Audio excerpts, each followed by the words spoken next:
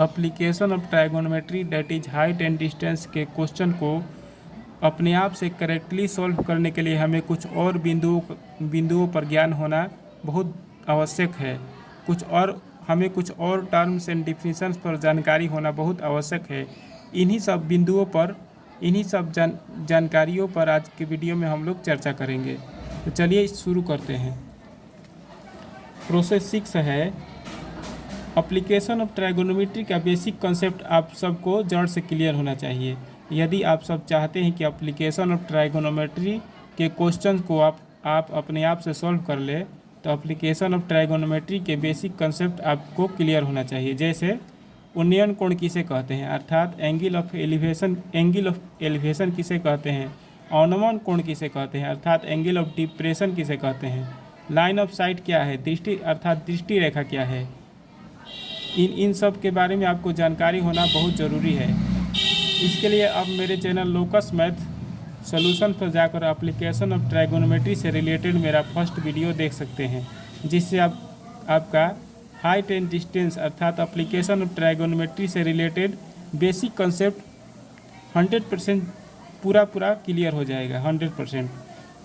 अब आज हम लोग पूरक कोण का कॉन्सेप्ट पढ़ेंगे, अर्थात आज हम लोग कम्प्लीमेंट्री एंगल का कॉन्सेप्ट पढ़ेंगे, क्योंकि इससे related NCERT class 10th exercise 9.1 का जो सबसे लास्ट क्वेश्चन है, क्वेश्चन नंबर 16, उसमें इस कॉन्सेप्ट से रिलेटेड एक क्वेश्चन दिया है।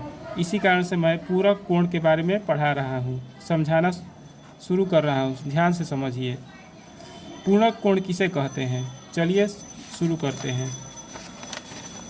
आप लोग कॉपी और पेन उठाकर नोट करिए पूरक कोण के बारे में। पूरक कोण को अनुपूरक कोण भी कहा जाता है या कोटि पूरक कोण भी कहा जाता है। पूरक कोण या अनुपूरक कोण या कोटि पूरक कोण को इंग्लिश में कॉम्प्लीमेंट्री एंगल कहा जाता है। पूरक कोण या अनुपूरक कोण या कोटि पूरक कोण को इंग्लिश में कॉम्प्लीमेंट्री एंगल कहा जाता है। तो इसी के बारे में हम लोग समझेंगे।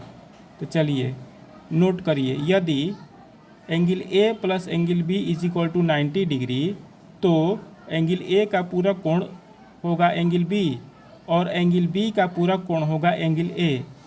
फिर से समझिए, यदि कोई दो कोणों का योगफल 90 डिग्री हो, तो पहला कोण का पूरक कोण होगा दूसरा कोण और दूसरा कोण का पूरक कोण होगा पहला कोण।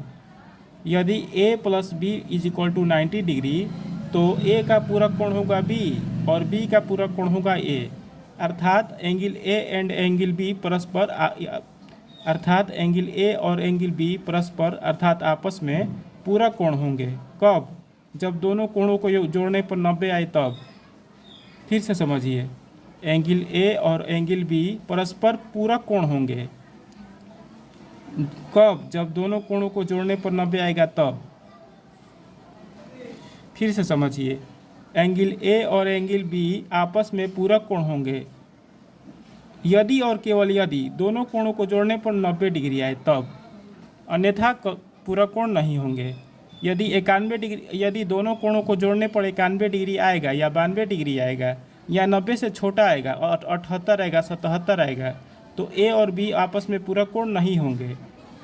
ए और बी आपस में पूरक कोण केवल तभी होंगे जब दोनों कोणों को जोड़ने पर पूरा 90 आए, अन्यथा पूरक कोण नहीं होंगे। मान लीजिए कि angle A plus angle B को जोड़ने पर 100 डिग्री आ रहा है, मतलब 90 से बड़ा आ रहा है, तो एंगल ए और एंगल बी आपस में पूरक कोण नहीं होंगे। यदि एंगल ए और एंगल बी को जोड़ने पर 78 डिग्री आ रहा है, मतलब 90 से छोटा आ रहा है, तो भी एंगल ए और एंगल बी आपस में पूरक कोण नहीं होंगे। एंगल ए और एंगल बी आपस में पूरक कोण तभी होंगे जब दोनों को जोड़ने पर पूरा 90 आए तब। इसी से संबंधित कुछ उदाहरण समझते हैं ताकि कॉन्सेप्ट जड़ से क्लियर हो जाए। तो चलिए समझते हैं, ध्यान से समझिए। कोई आपसे पूछेगा कि 45 डिग्री का पूरा कोण कितना होगा, तो क्या कहिएगा? कोई आपसे पूछेगा कि 45 डिग्री का पूरा कोण कितना होगा, तो कैसे बताइएगा? तो आप दिमाग में क्या सोचिएगा? आप दिमाग में यह सोचिएगा कि 45 डिग्री में कितना कोण जोड़ने पर 90 डिग्री आएगा। 45 डिग्री में कितना कोण जोड़िएगा कि 90 डिग्री आ जाएगा, 90 डिग्री के बराबर हो जाएगा। तो क्लियर है कि 45 डिग्री में 45 डिग्री जोड़िएगा तो 90 डिग्री के बराबर आ जाएगा। तो 45 डिग्री का पूरा कोण होगा 45 डिग्री। ठीक, अब कोई आपसे पूछेगा कि 40 डिग्री का पूरा कोण बताओ, तो कैसे बताइएगा? तो दिमाग में आप सोचिएगा कि 40 डिग्री में कितना जोड़ने पर 90 डिग्री आएगा। 40 डिग्री में हम कितना डिग्री जोड़ेंगे तो 90 डिग्री आएगा। तो क्लियर है कि 40 डिग्री में 50 डिग्री जोड़ेंगे तो 40 50 मिलकर 90 हो जाएगा। इसलिए 40 डिग्री का पूरा कोण होगा 50 डिग्री। 40 डिग्री का पूरा कोण होगा 50 डिग्री।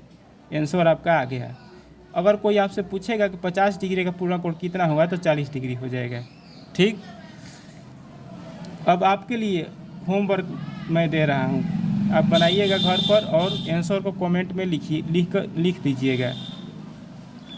35 डिग्री का पूरा कोण आप निकालिए, होमवर्क है, और x डिग्री का पूरा कोण आपको निकालना है।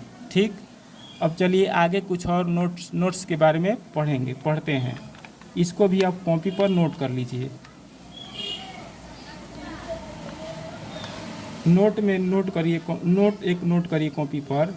थीटा का पूरा कोण क्या होगा? थीटा का पूरा कोण होता है 90 डिग्री माइनस थीटा। थीटा का पूरा कोण होता है 90 डिग्री माइनस थीटा। ठीक, दूसरा नंबर नोट है 90 डिग्री माइनस थीटा का पूरा कोण होता है केवल थीटा। 90 डिग्री माइनस थीटा का कॉम्प्लीमेंट्री एंगल होता है केवल थीटा, और थीटा का कॉम्प्लीमेंट्री एंगल होता है 90 माइनस थीटा। थीटा का कॉम्प्लीमेंट्री एंगल होता है 90 डिग्री माइनस थीटा। ठीक, क्वेश्चन भी परीक्षा में आ सकता है कि थीटा का कॉम्प्लीमेंट्री एंगल कितना होगा, तो ऑप्शन में दिया रहेगा 90 डिग्री माइनस थीटा, तो वही ऑप्शन करेक्ट रहेगा। यह भी पूछ सकता है कि 90 डिग्री माइनस थीटा का कॉम्प्लीमेंट्री एंगल कितना होगा, तो ऑप्शन में दिया रहेगा केवल थीटा, तो यही ऑप्शन सही रहेगा। अब इसी से रिलेटेड कुछ एग्जाम्पल्स देख लेते हैं समझने के लिए। आपसे कोई पूछेगा कि 60 डिग्री का पूरा कोण कितना होगा, तो कुछ नहीं करना है, 90 डिग्री में से आपको जितना दिया रहेगा उतना घटा देना है, तो आंसर आपका आ जाएगा। 60 डिग्री का पूरा कोण पूछा जा रहा है, तो 90 डिग्री में से 60 डिग्री को घटाइए तो कितना आएगा? 30 डिग्री आएगा। तो मतलब 60 डिग्री का पूरा कोण हो जाएगा 30 डिग्री। आंसर आ गया। कोई आपसे पूछेगा कि 70 डिग्री का पूरा कोण कितना होगा, तो कुछ नहीं करिए, 90 डिग्री में से 70 डिग्री घटा दीजिए तो कितना आ जाएगा? 30 डिग्री आ जाएगा। मतलब 90 डिग्री में से 70 डिग्री घटाइएगा तो 20 डिग्री आएगा। 90 डिग्री में से 70 डिग्री घटाइएगा तो 20 डिग्री आएगा। ठीक, मतलब 70 डिग्री का पूरा कोण हो जाएगा 20 डिग्री, और 20 डिग्री का पूरा कोण हो जाएगा 70 डिग्री। ठीक, अब कोई आपसे पूछेगा कि ए का पूरा कोण कितना होगा, तो कुछ नहीं करना है, 90 डिग्री में से ए घटा देना है, मतलब ए का पूरा कोण 90 डिग्री माइनस ए हो जाएगा। ठीक, ए का पूरा कोण 90 डिग्री माइनस ए हो जाएगा, और 90 डिग्री माइनस ए का पूरा कोण हो जाएगा केवल ए। कोई आपसे पूछेगा कि 51 डिग्री का पूरा कोण कितना होगा, तो कुछ नहीं करिए, 90 डिग्री में से 51 डिग्री घटा दीजिए, आंसर आपका आ जाएगा।